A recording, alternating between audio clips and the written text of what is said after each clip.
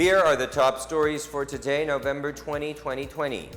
President Rodrigo Duterte has approved the advance payments for anti-COVID-19 vaccines.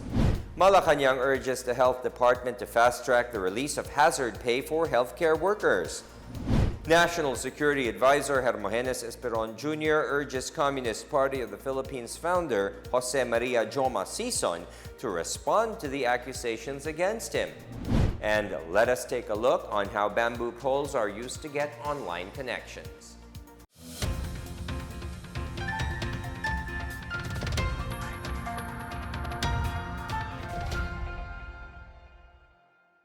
Good day, I'm William Theo. Welcome to the PNA Newsroom. Our top story for today, the Philippines will be entering into advanced market commitments with private manufacturers of anti-COVID-19 vaccines. President Rodrigo Duterte has approved the conduct of negotiations, including authorizing advance payments for negotiated terms. Papasok po tayo ng advance market commitments kasama ng private vaccine developers at pagbigay ng advance payments sa kanila. So medyo pumayag na po tayo na magkakaroon po tayo ng advance. Kasi kapag hindi po tayo pumayag, baka makulela tayo dun sa mga bansa na makakakuha ng vaccine. So, yung dalawang bakuna po sa China, Sinopharm at saka Sinovac, anytime pwede na pong aprobahan ng Chinese FDA. All we need, 20 days, pwede na tayo magbakuna dito sa Pilipinas. Ganon din naman po pagdating sa Pfizer at sa Moderna na napatunayang 94% ang effectivity laban sa coronavirus. So, konting tulog na lang mga kaibigan, no? Mga kababayan. Pero habang wala pang bakuna, mask, hugas, iwas. Malacanang is urging the Department of Health to fast-track the release of hazard pay for healthcare workers. This as some 16,000 healthcare workers have yet to receive the hazard pay appropriated for them under the Bayanihan to Heal as One Act, which expired in June. Under Republic Act 11469 or the Bayanihan to Heal as One Act, public and private healthcare workers who become severely ill of COVID-19 in the line of duty are entitled to 100,000 pesos, while the families of those who died of the illness could get 1 million pesos. Ang pakiusap lang po natin, yung mga tao po na magre-release ng ganitong kabayaran, sana po madaliin. No? Dahil nung minsan po na na-delay ang mga ayuda na binibigay sa mga namatayan at nagkasakit na frontliners, talaga naman pong matindi naging galit ng ating presidente. Iwasan na po natin ang magalit ng presidente, palabas na po natin kaagad. President Rodrigo Duterte earlier issued Administrative Order Number 26 granting a COVID-19 hazard pay at the rate of 500 pesos per day to government workers who physically report for work. Just this Monday, the President signed Administrative Order Number 35 authorizing the grant of active hazard duty pay to health frontliners. He also signed Administrative Order Number 36 authorizing the grant of a monthly 5,000 peso pay, COVID-19 special risk allowance to private and public health workers directly in contact with COVID-19 patients. Operational guidelines are already being finalized to fund the Universal Healthcare or UHC program. Under the UHC law, the fund for the said program will be sourced from the Philippine Amusement and Gaming Corporation or PAGCOR and 40% of the charity fund of the Philippine Charity Sweepstakes Office or PCSO. Senator Panfilo Ping Lacson earlier criticized the DOH for failing to craft the guidelines that would allow billions of pesos from PAGCOR to be remitted to the UHC program. Roque, one of the principal authors of the UHC bill in Congress, vowed to ensure that the law that grants health coverage for all Filipinos would be properly implemented. Naaburido ako nung nalaman ko na hindi pa pala nagre-remit hanggang ngayon ang PAGCOR at PCSO. Hindi naman dahil may kasalanan sila, kung hindi, wala daw guidelines galing sa DOH. Ang mabuting balita, dahil siyempre tinanong natin ang DOH, meron na naman daw silang napagkasunduan ng DOH at ng PhilHealth at nag-aantay na ito ng signature ng PCSO at PAGCOR. Huwag po kayong mag-alala. Habang buhay po ako, sisiguraduhin natin mapatupad ng tama yung universal healthcare na ating sinulong. Promise po yan. European Union and the governments of Sweden, Australia, the United States, Germany, and New Zealand allocated 182 million pesos in humanitarian aid. This will help some 260,000 Filipinos who were severely affected by recent typhoons, particularly the Typhoon Rolly that battered the Bicol region. The Humanitarian Aid Department of the European Commission provided some 74.5 million pesos, while the Australian government provided 33 million pesos through the World Food Program, UN Population Fund, and the Family Planning Organization of the Philippines. Sweden also provided 67.6 million pesos through the Save the Children, the National Council of Churches in the Philippines, and Plan International. The United States Agency for International Development, or USAID, and the government of Germany, meanwhile, coursed their assistance totaling 7.2 million pesos through existing projects with the UN Agency on Migration. Foreign Affairs Secretary Teodoro Jr. thanked the international community's demonstration of solidarity with the Filipino people. Senator Richard Gordon has prodded the Department of Health to map out plans for the mass testing of villagers temporarily sheltered at evacuation centers. Gordon also proposed a reduction of testing fees for COVID-19 from 3,500 to 2,000 pesos. On Thursday, Gordon and Miss Universe Philippines titleist Rabina Mateo led the Philippine Red Cross relief distribution in Sipay, Ilagan, Isabela. The Philippine Red Cross inaugurated a molecular laboratory in Ilagan City to boost the testing capacity for COVID-19 in Isabela and the rest of Region 2. Gordon said the organization would also donate a farm tractor to help in tilling lands. Let us take a look at the ongoing projects of the government in the local level. News Roundup from Marita Mawahe. In Marikina City, Mayor Marcelino Teodoro ordered for an immediate rapid COVID-19 test at evacuation centers after a 68-year-old evacuee has tested positive for coronavirus disease. The 68-year-old man is now quarantined at the Marikina Hotel for 14 days and is receiving medical supportive treatment. Teodoro said they will simultaneously conduct rapid testing in all evacuation centers on a regular basis. The local government has also put up rapid testing centers at each evacuation site. In Pasig City, the hiring process under its Cash for Work program has begun, wherein residents will help in clean-up drives and clearing operations in barangays badly hit by Typhoon Ulysses. The city government said one member of each household can apply for the city's Cash for Work project under the Tulong Panghanap Buhay sa Ating Disadvantaged and Displaced Workers, or TUPAD. Meanwhile, the Labor Department said more than 28,000 informal sector workers affected by recent typhoons in the National Capital Region have benefited from TUPAD.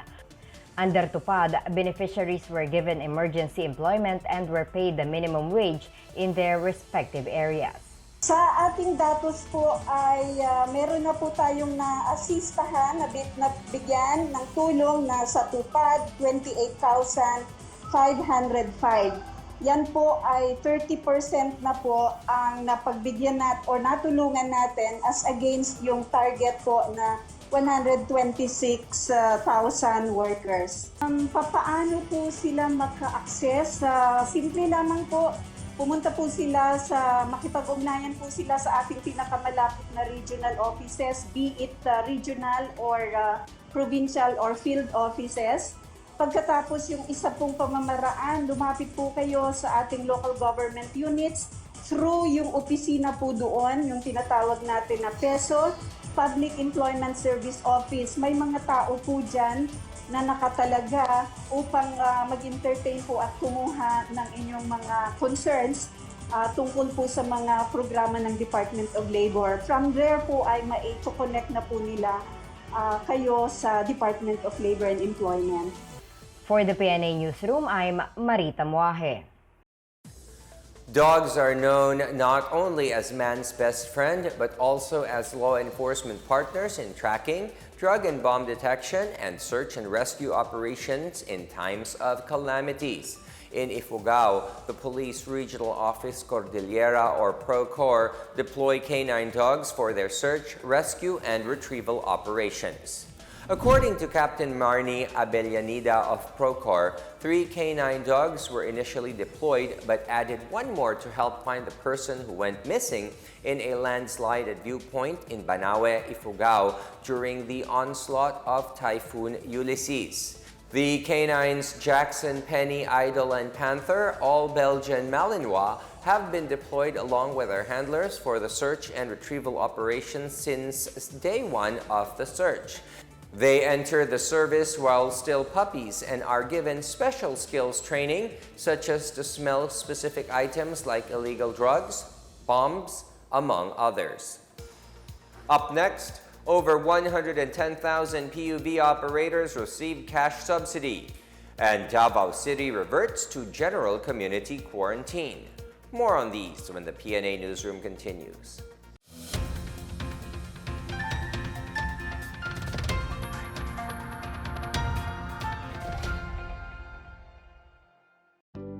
Alamin kung paano ang tamang pagsusuot ng surgical mask. Una, hawakan ang mask sa strap at siguruhing natatakpan nito ang inyong bibig at ilong. Tandaan, ang may kulay na bahagi ng mask ang dapat nasa labas. Ito lamang ang tamang paraan ng pagsuot nito. Ihulma ang nose piece o maliit na metallic strip ayon sa hugis ng inyong ilong. Iwasan ang paghawak sa inyong ilong at bibig. Kung marumi na ang mask, hubarin ito gamit ang strap at itapon ito sa isang basurahan. Siguruhin ang maayos na paghuhugas ng kamay gamit ang sabon at tubig.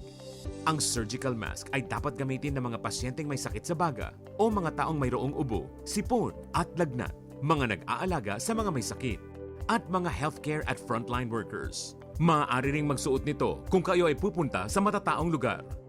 Basta't sama-sama at laging handa, kaya natin to! Isang paalala mula sa DOH, PCOO, KBP at ng himpilang ito.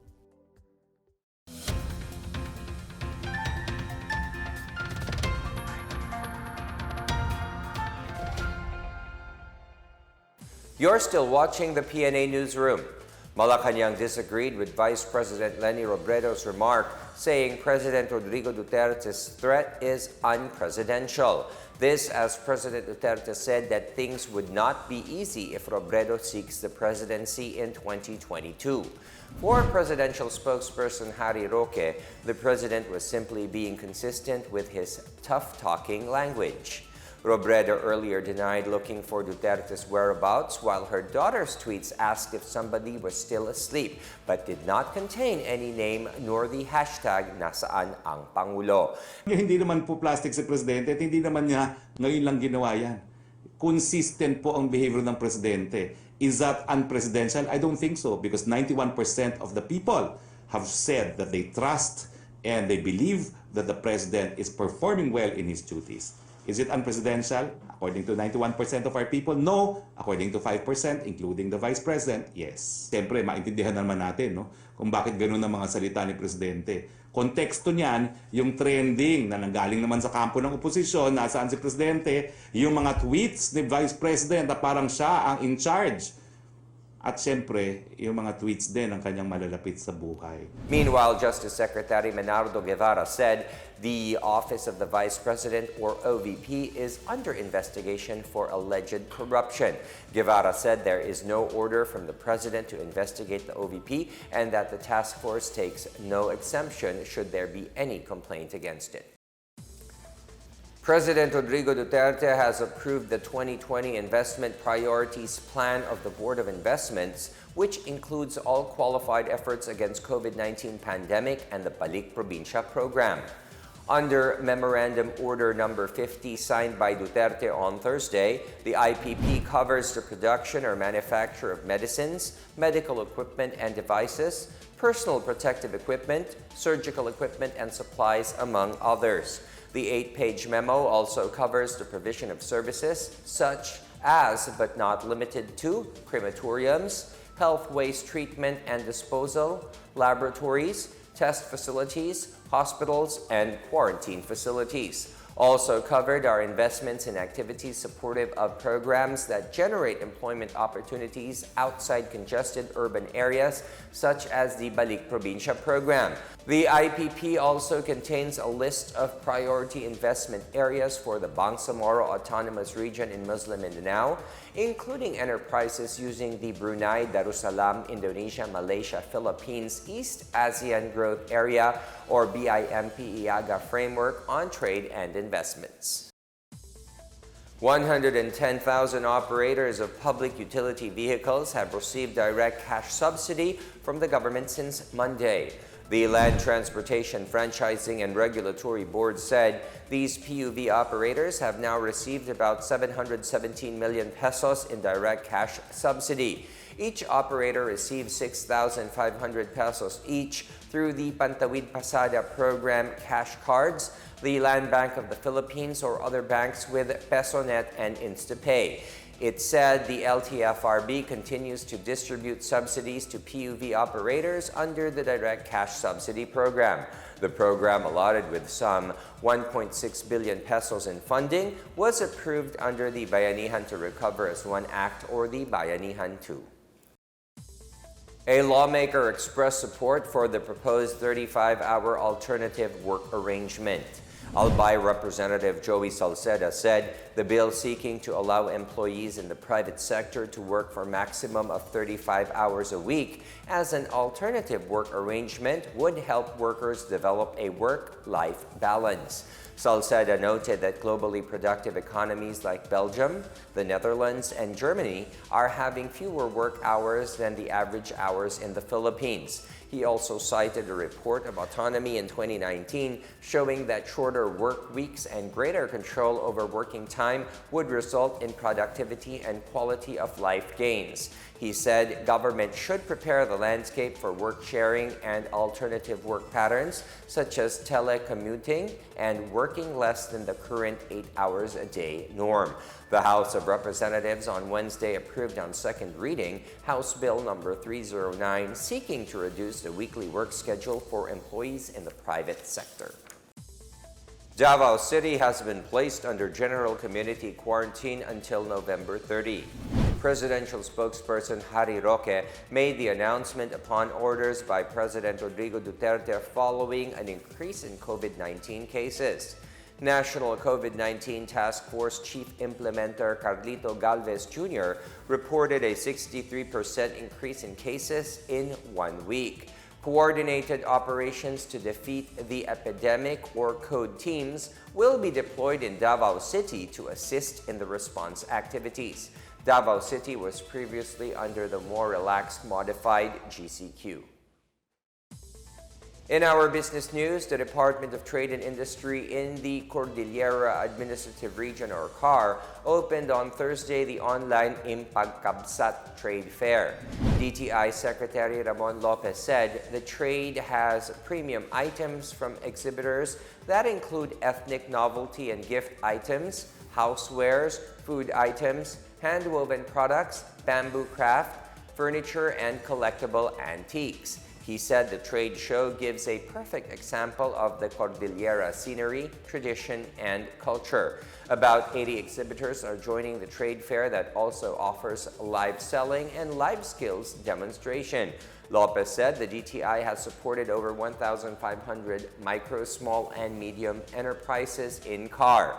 The agency aims to develop and strengthen micro SMEs and provide them a platform to market their products. Through the One Town, One Product Next Generation program, it aims to promote and link micro and small business to domestic and foreign markets.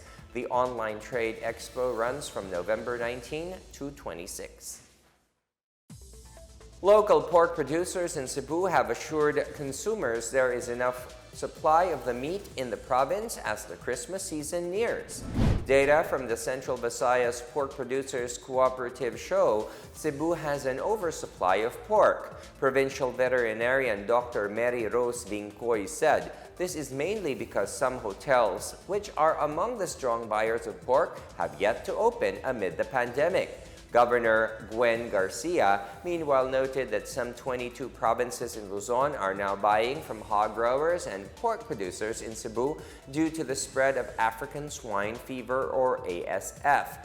Garcia said the capital will continue to implement the ban on the entry of live hogs, pork meat, and other pork-related products from Luzon and other areas in Visayas and Mindanao affected by the ASF.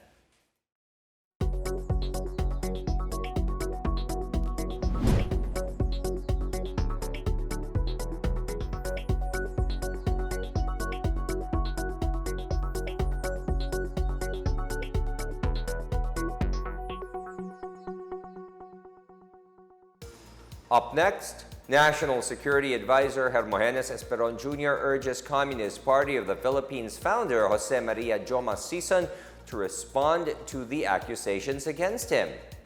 And let us take a look on how bamboo poles are used to get online connections. The PNA Newsroom returns after these reminders.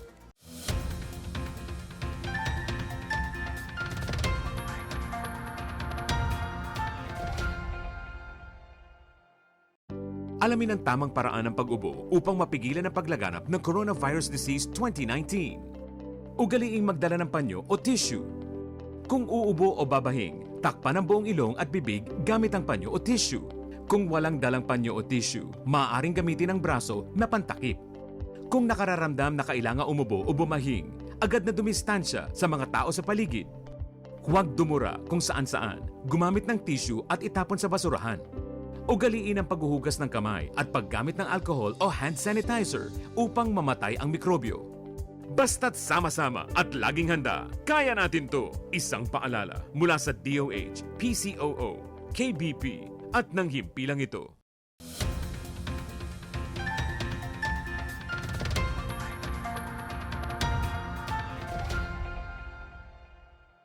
Anti-communist groups called for increased protection of minors from the recruitment schemes of the CPP, NPA, NDF, and its allied organizations. Civil society organizations, alongside mothers of students who were recruited by militant groups, held a protest at the University of the Philippines, Diliman, to denounce the atrocities and abuses committed by the rebel group. They rallied against the continuous indoctrination of wrong ideologies to minors during their rally. League of Parents of the Philippines Chair Remy Rosadio said the initiatives to oust President Rodrigo Duterte could be part of the CPP-NPA's deceitful tactics to recruit more people. The anti-communist groups appealed to students not to destroy their future by engaging with illogical beliefs, senseless insurgency, and irrational armed movement. They said they will not stop rallying until the CPP-NPA is held liable to their atrocities, given the ton of evidence pointing to their cruelty and barbaric actions. National Security Advisor Hermogenes Esperon Jr. considered the murder trial against Communist Party of the Philippines founder Jose Maria Sison a good time for him and other accused to defend themselves in court. Esperon said Sison's trial for 15 counts of murder for the Inopacan massacre is a good time to exercise the rights afforded to him by the very democracy he wishes to destabilize. Esperon, who is also National Security Council Chief, said Sison is given the opportunity to respond to the accusations against them. The Inopacan massacre in Leyte is part of the CPP New People's Army's nationwide purging of their ranks of suspected government spies conducted from 1984 to 1986. In 2006, the Army discovered a mass grave of NPA members in Inopacan where 103 remains were recovered. On November 16, Esperon testified before the Manila Regional Triad Court Branch 32 against Sison and his cohorts regarding the said massacre. The provincial government of Pangasinan and the Department of the Interior and Local Government have opened a halfway house facility in Burgos Town for former rebels. DILG Provincial Director Paul Lalata said the facility will serve as a venue for rehabilitation and skills training while the former rebels wait for their benefits under the Enhanced Comprehensive Local Integration Program, or ECLIP. The facility could house at least 20 former rebels. The Armed Forces of the Philippines said Pangasinan remains insurgency-free, but the provincial government and other concerned agencies are implementing the retooled community support program to 9 vulnerable barangays in the province. 4 barangays under this program are from Infanta Town, 1 from Mabini, 2 from San Nicolas, and 2 from Umingan Town. In Samar, residents of Tanani village in Paranas have found bamboo poles very useful to access social media. Bamboos measuring about 10 meters erected next to houses are installed with Wi-Fi modems where people can connect to the internet. Tanani village is nestled among mountains and near Ulot River, the longest river in eastern Visayas and situated within the Samar Island Natural Park. Due to its location, poor mobile phone signal is a common concern among villagers. The residents learned about the makeshift signal booster last March when movement restrictions deprived them of face-to-face communication with those outside their village. Tanani is known for the Ulo Torpedo Extreme Boat Ride, an extreme water adventure for tourists. The provincial government of Iloilo and the Department of Education have teamed up to establish an integrated and comprehensive sports development program. The provincial government of Iloilo signed a memorandum of agreement with elementary and secondary schools in the province to strengthen sports development program. Iloilo Governor Arthur Defensor Jr. said the agreement is a continuation of the provincial government's varsity program last year. Under the agreement, the provincial government, through the Center for Sports and Physical Fitness, will provide support to school sports officials, coaches, trainers, and athletes. Financial assistance for training and participation of varsity athletes will be provided by the province. The agreement also calls for the establishment of Outstanding Athletes Program, which aims to retain and develop homegrown talents and excellent athletes. The famous Halo de Iloilo at San Fernando City, La Union is now recognized as a landmark and a gastronomic tourism site in the province. Halo de Iloilo continues to attract tourists as it brings out the flavors and culture of the province of La Union.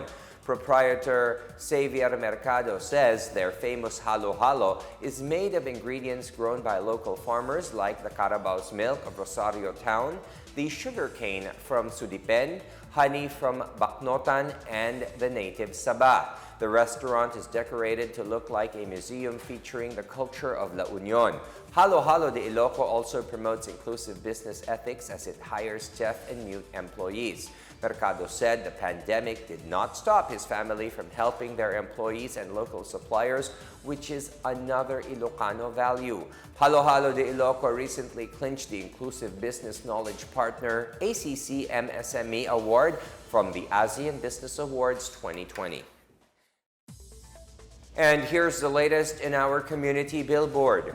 The Department of Social Welfare and Development in Eastern Visayas is calling for volunteers to speed up the packing of relief goods for typhoon victims in Luzon. The DSWD is preparing 10,000 family food packs to augment the relief operations in areas affected by the 2 recent typhoons. More volunteers who could repack food packs need to be assigned at the DSWD Regional Warehouse in Abukay, Tacloban City. Interested volunteers could contact the DSWD Regional Office at 0919-061-6190 or 0995-934-5145 for scheduling. Meanwhile, the regional office thanked all the private individuals and members of the Philippine National Police and the Tau Gamma Phi Fraternity Tacloban chapter for assisting them since it started repacking this week.